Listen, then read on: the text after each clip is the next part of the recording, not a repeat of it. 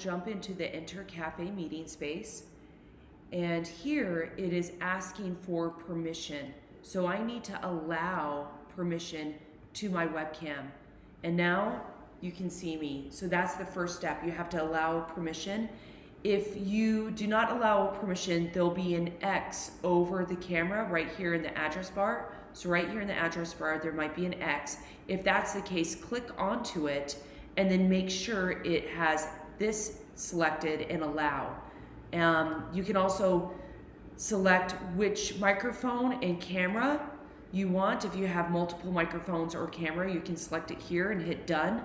Or if you need to go into the audio webcam settings and test it out, you can test it out here and select different cameras. So if you are in a Surface Pro, you can select the front facing camera or the back facing camera, different microphones, and that should get you in here and share your webcam just fine.